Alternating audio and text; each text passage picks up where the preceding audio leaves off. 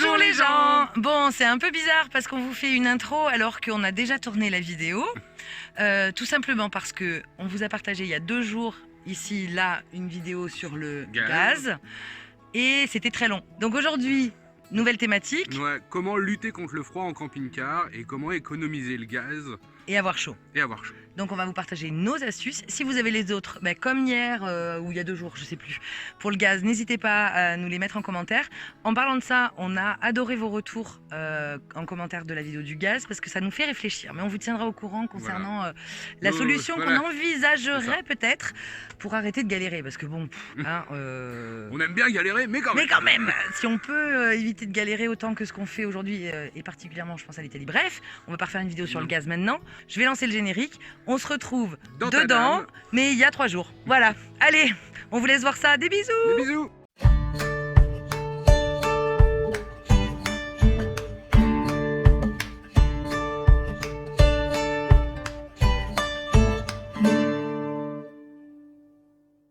Bon, on se retrouve dedans.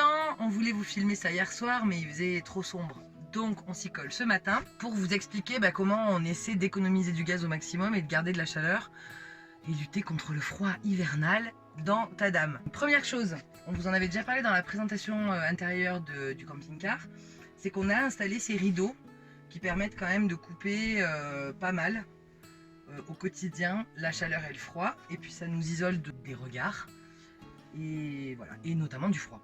Comme il fait particulièrement froid parce qu'on est en montagne depuis quelques jours, on a sorti de la soute une grande couverture assez épaisse. Enfin, c'est un dessus-lit, mais bon, peu importe. J'avais acheté pour qu'on puisse aller à la plage. Et en fait, le soir, hop, on va venir ici fixer sous le matelas. Hop, autant que faire se peut. D'habitude, Bastien il m'aide, mais là, il tient le téléphone. Là, voilà, hip, hop, hip, et voilà. Et bien que ça aille bien en bas, du coup ça coupe l'arrivée de froid qui pourrait venir de l'habitacle. Parce que le souci majeur dans l'isolation d'un camping-car, c'est quand même toutes les vitres qui sont à l'avant et qui font beaucoup de froid. Alors certains camping-caristes utilisent, je sais plus comment ça s'appelle, des caches. Dis-moi le nom. Des bâches extérieures. Non, mais ça a un nom particulier. Je sais plus parce qu'on n'en a pas. Donc ils utilisent ça pour fermer. Sauf que comme nous on fait pas mal de bivouac nature, par souci de sécurité, en fait on veut pouvoir démarrer sans rien enlever.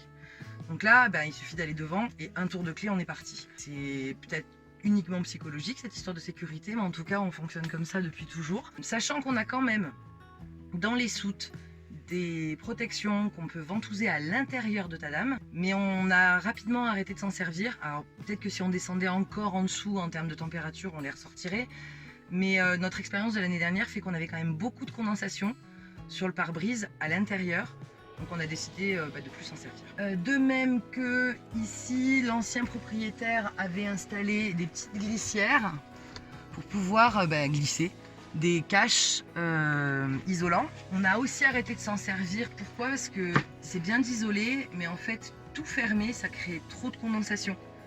Donc cette année on s'en est pas servi. Après on a peut-être eu moins froid que l'année dernière, je sais pas, qu'est-ce que tu en penses? Oui. Donc on les a pas ressortis. Par contre ici, ce store là étant, enfin ici c'est normalement c'est un Vassistance, c'est pas un lanterneau parce que ça s'ouvre pas, mais ça permet de faire rentrer de l'air. Et il est un peu vieux, donc on sentait beaucoup de courant d'air par contre rentrer par ici. Donc là, on a tout simplement mis une couverture une couverture polaire, voilà, ça s'ouvre comme ça normalement. Mais ça peut rentrer trop d'air. Donc on a mis simplement une couverture en polaire pour pouvoir limiter l'arrivée d'air froid ici, parce que ça par contre on le sentait vraiment. Ensuite, donc le soir, une fois qu'on a installé ça, on monte les stores à fond parce qu'ils sont réflecteurs et ça isole un petit peu sur les fenêtres, sachant que toutes nos fenêtres sont en double vitrage, donc ça limite encore. Au niveau du plancher de Tadam, l'avantage qu'a ce modèle-ci, c'est qu'il a un double plancher, donc on a déjà quand même une couche isolante par le sol parce qu'on a très vite froid aux pieds. Et ne pas hésiter à investir, Fashion Week, dans des petits chaussons magnifiques qui remontent sur la cheville. Ça fait toute la différence. C'est très beau, hein. Je ne vous cache pas que la classe. Mais en tout cas, c'est très efficace. Autre chose toute bête qu'on ne pense pas faire en maison parce que c'est plus dans les réflexes, mais ben, on s'habille. Donc le soir, c'est pull, écharpe, avant d'aller se coucher. Au niveau du couchage, justement, on a rencontré d'autres nomades qui, eux, vont plutôt utiliser des sacs de couchage, notamment pour les enfants. Mais nous, les sacs de couchage, on les a dans la soute au cas où on ait une vague de froid. Donc on a 2 sacs de couchage qui permettent de descendre jusqu'à -5. Alors si on est à -5 dans Tadam, on n'est pas bien, hein. Ça n'arrivera pas. Mais on a préféré, nous, avoir des vraies couettes. Et c'est beaucoup plus pratique et on n'a jamais eu froid la nuit. Enfin, froid quoi. Quoi d'autre? Si, là on a innové pour encore limiter. C'est-à-dire quand on a rajouté ça ici, on a récupéré un autre plaid. Hop, je vais passer de l'autre côté. Donc ici, en fait, il y avait une plaque d'isolant dans la double porte qui s'est délitée au fil du temps. Donc on l'a carrément enlevé, puis ça permet d'avoir de la lumière la journée. Mais là, hop, on a rajouté, je vais y arriver, ils sont tous collés ensemble.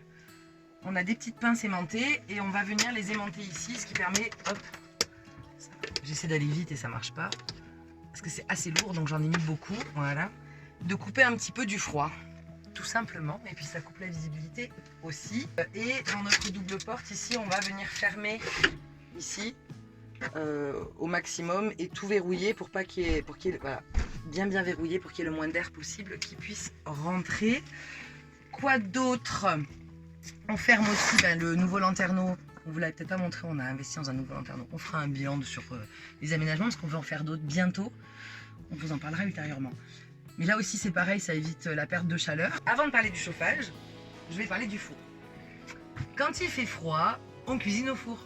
Comme ça permet de profiter de cette chaleur-là et de cette inertie-là. Ou même quand on fait de la soupe, déjà on gagne quelques degrés. Et après en complément, on va pouvoir venir mettre le chauffage. Notre système de chauffage, c'est donc un chauffage au gaz. De la marque Trouma. Troumatique, voilà, qui est très efficace. Pour plusieurs raisons. La première, c'est que soit on le met en boost tout de suite et on va gagner 2 degrés en 20 minutes. Et donc il y a un thermostat ici. Alors, pour le démarrer, il est un petit peu fatigué, mais ici, on a le témoin de la flamme. C'est bon, voilà. Et là, ça y est, il est démarré. En mode boost. En mode gros boost. Donc très très efficace. Et puis ensuite, on va pouvoir, une fois qu'on a atteint les 17 degrés à l'intérieur, le mettre au minimum. Et après ici, ça permet en plus de réchauffer, de faire sécher du linge ou de réchauffer nos pyjamas le soir avant de les mettre.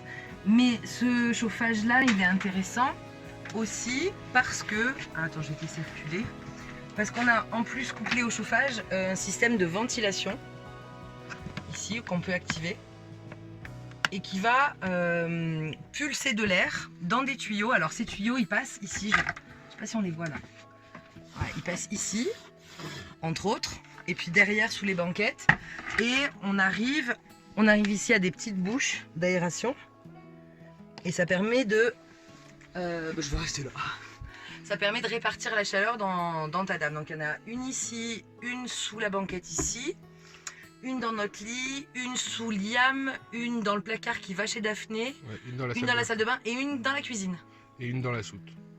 Oui, sous le lit de Liam. Ce qui permet, parce que c'est vrai que Liam il dort à moitié dans la soute, de réchauffer sous lui pour qu'il n'ait pas trop froid par en dessous.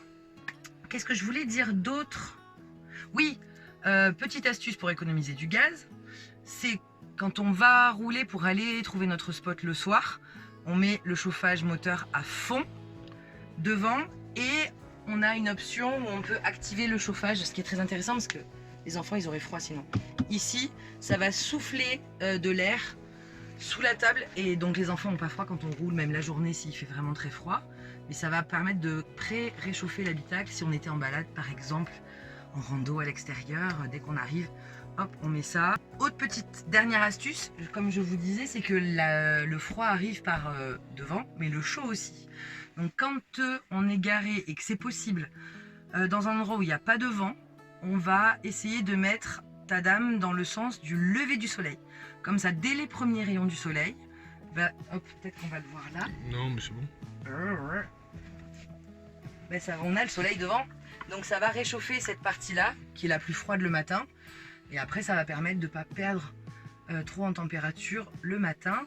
Sachant que notre rituel le matin, quand on n'a pas mis le chauffage, c'est que Bastien se lève. Moi, je reste au fond, au chaud. Il se lève, il allume le chauffage, il fait chauffer l'eau pour le café et il remonte se coucher. Le temps qu'on monte en température, puisque l'autre matin, on s'est réveillé, il faisait 8 dans ta dame. Mais les enfants s'en sont pas plaints, ils n'ont pas eu de froid, parce qu'entre les pyjamas, les chaussettes et leurs grosses couettes, ça posait pas de problème. Donc voilà, on booste un peu le matin. Mais c'est vrai que si on sait qu'il va y avoir des températures négatives, par contre là, on va laisser tourner le chauffage toute la nuit. Voilà. Donc bien regarder la météo pour voir s'ils annoncent ou pas des températures négatives. Et puis les soirs où il y a du vent, on va plutôt laisser le chauffage aussi, parce que c'est vrai que ça rafraîchit beaucoup plus vite, même si les températures descendent pas autant. En ressenti, en tout cas, il fait très froid. Et donc ici, on a le petit thermomètre pour contrôler la température intérieure et extérieure. Actuellement, on a 20 degrés dedans et on n'a pas mis le chauffage ce matin, alors qu'il fait 12 dehors. Et ici, ça c'est le maximum, il fait très très beau en Espagne. Ça c'est le maximum intérieur. Ouais, c'est parce qu'on a chauffé au soleil.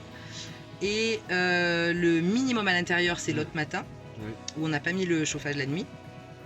Mais il faisait 0,7 dehors. Voilà, et il fait très beau en ce moment, donc c'est cool. Et puis on peut resetter ici, voilà. On réfléchit éventuellement à acheter un petit chauffage soufflant électrique en complément pour les jours où on est au camping. Pour l'instant, on n'en a pas vraiment ressenti le besoin, mais on se dit que de l'avoir, ça pourrait être sympa. Alors, on ne pourrait pas le faire tourner sur les batteries, hein, c'est vraiment trop gourmand en énergie. Mais quand on est au camping et qu'on a de l'électricité, de se dire que booster un petit peu sans consommer notre gaz, ça pourrait être une solution. On y réfléchit. N'hésitez pas en commentaire à nous dire si vous utilisez cette astuce-là ou pas. Et puis, c'est tout. Et abonnez-vous. Ah oui, Daphné le rappelle à l'ordre. Et abonnez-vous. Attends, on va faire comme ça, que tu leur dises au revoir aussi. Abonnez-vous. Oui, c'est bon, ils ont compris, tu leur as déjà dit 3 fois. On vous dit, on espère que cette vidéo Vous a plu. ouais, elle a été utile surtout. Si on a oublié des choses, on pourra en reparler ultérieurement, mais on a essayé d'être à peu près complet. Posez des questions surtout. Mais elle arrête jamais de parler.